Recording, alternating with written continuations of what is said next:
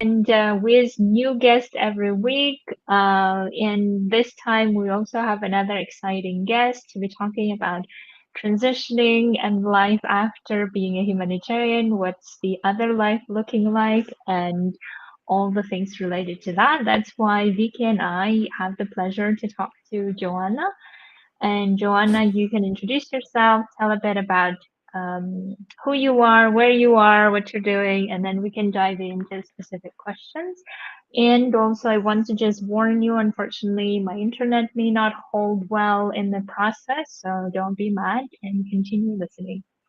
Okay, Joanna. Okay, wonderful. Well, thank you. Thank you so much for having me. So, yeah, I'm Joanna Heita. I have a background with the ICRC. Actually, I know Viki from there. I was with the ICRC for actually over a decade, so a long time. And 4 years ago, I started, I left the ICRC due to health reasons. And then I started slowly a transition, trying to find myself again, as many of us. And I'm actually now a functional medicine health coach, as well as a yoga therapy teacher. So I do that on the side, as well as working for the Canadian Red Cross. So I'm still in the Red Cross movement as an advisor for disaster risk management. And I actually made a very bold move 2 years ago, which was to immigrate to Canada. I'm originally from Belgium. So yeah, my transition was big, I could say. Very good. Yes. Vicky, would you like to start with questions? Yeah, thank you very much. And once again, welcome, Joanna. It's great to see you again. And it's a big, as you say, it's a big transition because it takes so many different layers. It's a professional transition, private transition from one country to another. Also, as you mentioned, some health reasons. So from not being so well health-wise to really transition into good health. So I would like to ask you as a first question, what was your biggest challenge in this transition, Joanna? Yeah, I think, you know, honestly, the biggest one was not even, was first leaving. It was leaving for me. Like, it was just Yeah. like putting that behind me and moving on. And then from there, the second challenge, which was as big as the first one, was who am I without it? Yeah. What am I gonna do now? What's my purpose? Because for as long as I could tell, my purpose was pretty much the ICRC, if I can be as bold as that. Like, it was really like not any other organization, just really the ICRC. Yeah. So yeah, those were massive challenges. It's you feel lost, you feel anxious. You really wonder what you're gonna do now, because for as long as you've known that's what you loved, and that's what you still love, but you just know, Yeah. like in my case, I just knew I couldn't do it anymore, unfortunately, because physically and mentally, I wasn't there anymore, and I had to be honest with myself Yeah. and yeah, put a stop to it for my own Yeah. benefit and for others' benefits, actually, for everybody's benefit. So Yeah. yeah, those were Joanna, my that's massive.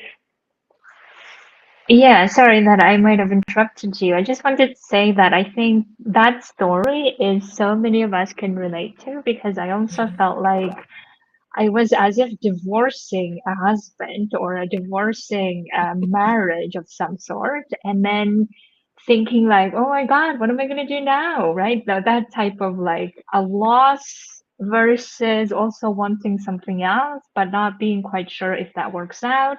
So there's a lot of that story going on. So I think what would be very interesting for every one of us also to share your experience of how you manage that, because I think it's now maybe in the hindsight easier to talk about it, but I'm sure in that process it might have been not easy to do that, but how to manage that? Yeah, it's a good question. To this day, I still don't really know how I did in so many ways.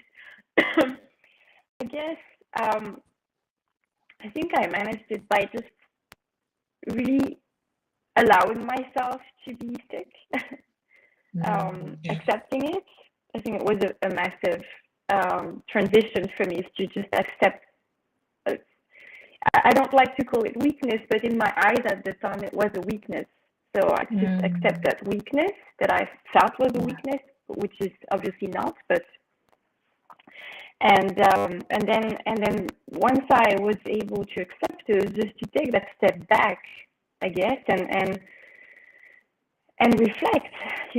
What do I want for my life? Where am I And now? Joanna, I think your headphones maybe is a bit, yeah, there is some interference, I hear. If there is interference, can you still hear me? Yeah, there is still some interference. Is there another way? I don't know, maybe without the I can headphones remove could them. work? Yeah, Yeah. let's try without.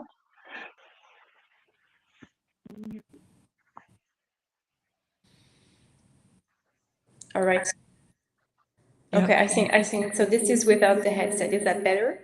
There is echo now, but I feel like maybe that's even better. Even with echo, it's better.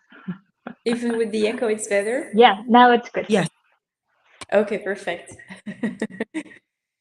So, yeah, it was just like I said, just taking that step back and then reflecting on my life and what I actually liked and wanted to do with it. And then the process was exploration, I suppose, just I explored a lot of things. I didn't get to the point where I am now straight away. I just did a lot of different things. I had a lot of different jobs. And of course, the immigration also made that happen, right? Because you come to a new country, you kind of have to adapt. But let's say that overall, it was just like I did several things, studied different things to get to the point where I'm now. So it was a bit of a long process because I remember with Viki, we talked. I can't remember when was the last time we talked, but it was a while back. It was probably around October last year, probably more than 6 months ago. Yeah. And you know what's funny enough, I was talking to you at that time, but I feel like everything is so different now, even from that time. I feel like I've continued to evolve into something that is closer to me. Yeah. And perhaps one thing that may talk to you too, one thing that I had in the beginning is a complete rejection of the whole humanitarian world. I had that part, like it was a bit of, like this love and hate relationship. And I think, I was putting a lot of hatred on it, thinking, it's that world's fault. Projecting, right? Even though, I mean, obviously, I had a lot of my own doing, right? I let myself get into that situation, but so for a long time, I was in such total rejection that I refused to even go back to it or to go as far and not even talk to old colleagues too much anymore. And so that was also part of my process, is to kind of be at peace with that and then start, like accepting that part of me as actually a huge part of my life and reconnecting. So yeah. Exactly. I think that's also just to share my experience that I had that as well. And then I realized that whenever I'm rejecting it, I also am pulling it. And that's like crazy thing to think about it. But so what happened was that first time I resigned, I was so in this rejection mode of hating everything, hating everyone and all things. And I left. And then I came back because I couldn't live without it, as if say. I had built this codependent relationship with my work that now I was telling myself that not only I don't like it, but I can't live without it. how messed up you can imagine it was.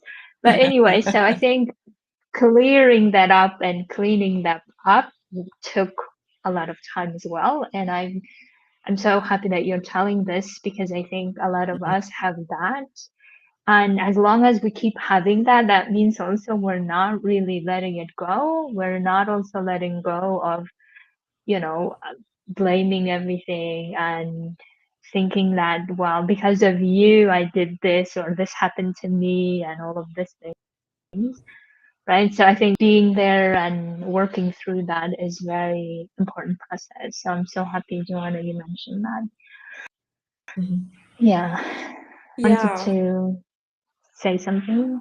No, thank you. It's I can relate to that very well, and also to the metaphor of the husband, or I think somebody mentioned it's like it was some as though I was divorcing a husband, and I used to say Yeah. that for me leaving the organization was really finally not believing the lies that the husband was telling me. So really, I think, as you say, many of us sort of have this relationship, and so if we want to really if we want to progress in life, we have to let go of the relationship, of course in different ways, and that's not so simple, but definitely letting go of the relationship. Joanna, I really liked also what you said. I heard a lot of curiosity, and when you talked about that it is a journey, it is a process. You were saying that I'm so much further than I was 6 months ago, so this is a progress, and it's a curiosity and exploration. You said there was a lot of exploration. So I would like to ask you, what has brought you to your professional journey where you are today, to your professional choice that you decided for yourself? Yeah. So, well, for me, when I started this journey, I just naturally, instinctively felt the need to go back to nature. So my first area of where I went into was environmental health, and I went to a farm to study permaculture. I did a little bit, I did an MBA in sustainability management. I did those things more related to the environment. And because even when I was with the ICRC, I always had that interest. I've always been a nature lover, quite an environmentalist at heart. So I naturally went in that direction when I started. But then I felt like something was missing. It's not like I could, see myself go in the corporate world and become a sustainability manager for one of those big companies and do some greenwashing. I just couldn't see myself do that. And at the same time, I couldn't see myself become a farmer either.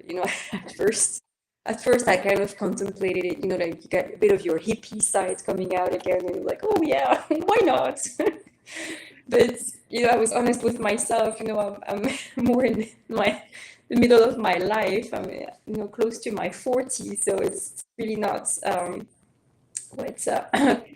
what I could see myself doing. So I just it's just like one day, and I can't really even explain it, but just one day I just thought to myself, why am I not going into health? Why am I not looking at that? Because of course, in my journey, I had a lot of health issues in many ways, mental and physiological, and I never found the answers with the contemporary, modern, classical world. So I just figured at the time, okay, well, maybe what I can do is just explore that on my own and then go back to school for that. And so, and I thought, I could bridge it to the environment in some way or another, like just, it wasn't clear. Like, it was just like, okay, let's just go for it. And I studied health coaching. And then once I studied health coaching, I wanted to dig deeper. And that's when I started studying functional medicine. And then when I studied functional medicine, then I wanted to go deeper, and I went into yoga therapy. And then once I went into yoga therapy, then now I'm more into Chinese medicine. So, like I just kind of the more I went into it, the more I felt, okay, you know, I got something here that's really not only helping me, but also helping me understand how I got there, how I got here, and the environment around me, and in so many ways connected to my environmentalist sides. So that's when everything kind of came together, and I think really the real realization for me came when I was able to put together all the pieces in the sense that of what we discussed before, you know, like who I was, a humanitarian, and I still am, for that matter, working for the Canadian Red Cross. I mean, like, I'm still kind of doing that. It's just much different, obviously, but I'm a humanitarian, but I'm also like passionate about my planet, this planet of ours, and the health of humans and wildlife. And so I just kind of realized, okay, this is how I can put pieces together. You know, it became whole. And that's why I say to you, you know, 6 months ago, I feel like 6 months ago, I wasn't even there. It's more recent that I've actually, I'll be very honest, like in January, I felt I was falling in the same trap I was 4 years ago. So I was going again into like a burnout mode, doing too much. And that really triggered something. And then I think that's when I started slowly realizing, okay, but, you know, yeah, there is something here, you know, I need to put everything together and be whole again. And so. Amazing. Joanna, maybe you could speak to people who are listening to us now and they are also experiencing maybe health issues, you know, emotional, mental tiredness, exhaustion that we are all too familiar with. If they're experiencing that, what could they do now before even thinking of transitioning, before even doing anything else that could set them for, you know, being in the mindset of then deciding what they really want? Because I think oftentimes we make decisions out of, you know, avoidance, like let me just get out of here as soon as possible and then I'll figure out the rest, right? I mean, I am familiar with that myself.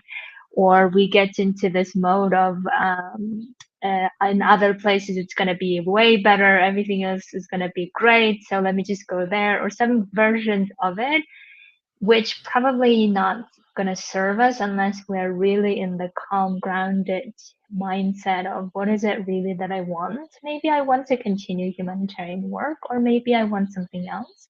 So in order to get there, what would you say people could do in this moment in time? Yeah, that's a very good question. One of the first things I believe is very important, because health is holistic, because it's not just about eating kale, and it's not just about meditating. I like to go through an exercise that's called like the circle of life, and to look at all these categories of life that are so important, which are creativity, spirituality. And when I say spirituality, I don't think of God or anything specific. You know, it depends what spirituality is to someone. It can be the energy, can be the nature, right? So spirituality, home environment, career, financial health, physical health, also foods, and education, all different areas of life that are so important and make us whole. So I would actually take stock of where I'm at in all these areas, and just sit back and notice, like, okay, you know, no judgments. That's where I'm at today. And then the second thing I would do is ground. I think, you know, the thing is, we are so disconnected in this world. We are, you know, if it's not social media or the job or the kids or the friends or the travel or COVID or the war in Ukraine, or we're just completely disconnected. And just going back to simple things like going out barefoot on the grass, ground, feel the energy of the earth, close your eyes for a second and breathe. Learn to breathe again. That can go such a long way. It can give you already just so much clarity. It's not so much about eating differently. I mean, it is, of course, right? But it's not, we often think of health as, oh, but you know, I'm just going to meditate, I'm going to eat a little bit better, less sugar, maybe I'll drink a little bit less. But that's not it. It's not just that. And often just going back to basics helps us find our way to all these other things. So with that, just ground, take stock and ground and breathe. Thank you for saying it, Amazing. John. I really loved when you talked about all the aspects of holistic health, of how just to to go through assessment, because and I'm fascinated because by what you're saying, because in coaching we also use something very similar for overall assessment of your life. So like the categories are practically the same. So it really is, assessment of your life, like looking at your life. Like the health is not, as you say, health is not only one part, it's all of it as you live, what you think, like is what is your head full of, that's also part of your health. So that's really, thank you very much for saying. And I also really loved what you mentioned, because I think about connection to nature, because I'm also observing it with a lot of people leaving humanitarian world, that the need to connect to nature, the need to reconnect, and as though it's sort of clearing themselves of whatever negative energies they had or they might have had, and just to really connect to themselves. So thank you for mentioning that as well. Yeah.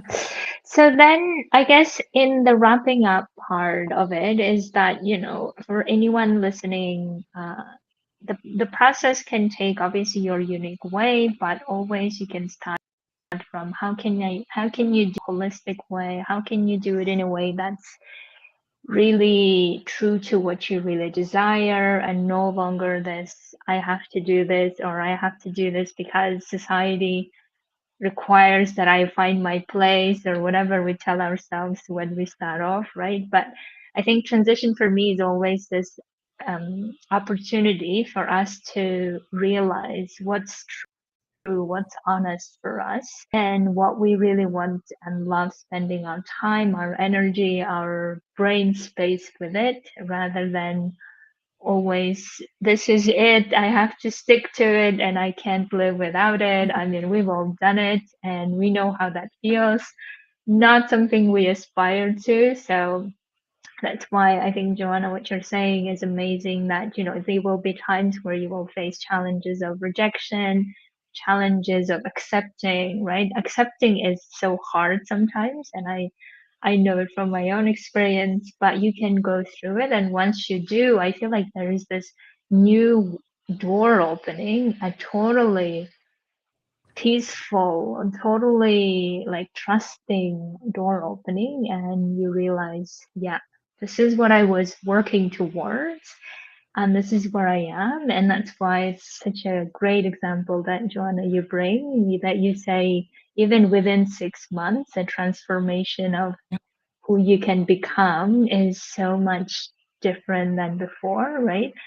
And I think, like, as humans, we are always wanting that natural way of growing and glowing, and not really like getting, all constrained and in the system, and trying to figure out and navigate the systems, even though there are good parts of systems as well. So the last, maybe the words that you could say, Joanna, to people who want to be courageous, to get to the place that they really want to get, which take time. It took for you 4 years, I think you said, right? Or maybe more, or it continues to be that journey. So what would be your advice, I guess, from here on, how to move forward? Yeah. Well, it's a very simple advice. I think it's to take the first step. to just take the first step closer to what you want and who you want to be and who do you want to grow into. I think it's what scares me for years was taking the first step in many ways, you know, many different areas of my life, right? But taking that first step, going into the uncomfortable, is what's going to create the change. And it doesn't have to be big. It can be as small as including a different routine in your day every day, just waking up maybe 15 minutes earlier to breathe. Open your lungs, go out on the patio and breathe. It can be anything really. But I think really we often see a mountain ahead of us, and then we see the end result, right? And then we get scared because, oh my gosh, I'm never gonna get there. Well, you will, but what's the first step towards that? That tiny little step. And then tomorrow, what's that next step? And then just, you know, take it like that. I mean, honestly, I've done so many things in the past 4 years. It's ridiculous. And I've taken so many different directions. I failed many times, but it's okay. It's okay because right now I'm right where I want to be. So take that first step. Thank you so much. I think that's so useful to hear. Confirmation that take the first step. And I love the metaphor with the mountain. And when I heard it, I was like, yes, there are different camp bases where you have to stop and look around and get some help and maybe get some refreshment. So that's really beautiful. Thank you again for sharing. And I really think that our listeners will really be very, very, very inspired to take that first step. Yeah, Asel? exactly, Joanna. Thank you so much for this heartfelt sharing of how the journey is, how the journey is going. And I think that's really what we want to advocate for everyone, to be living the life that you really want to live and not living the life that you're trying to survive, right? And you know, I think in the end of the day, every one of us wants that. So we really advocate for you having that experience, instead of always thinking about that experience and never having it. So thank you so much. Have beautiful, peaceful life and progression in your journey. And we hope to stay in touch. And thank you all. Thank you, Viki. And we'll speak to you next Thursday. Yeah. Well, thank you so much. Thanks for having me. It was lovely to be Joanna. with you today. And I wish you a beautiful end of day and beautiful days to come. Thank you very much. You too. Take care and hope to talk to you soon. Yes.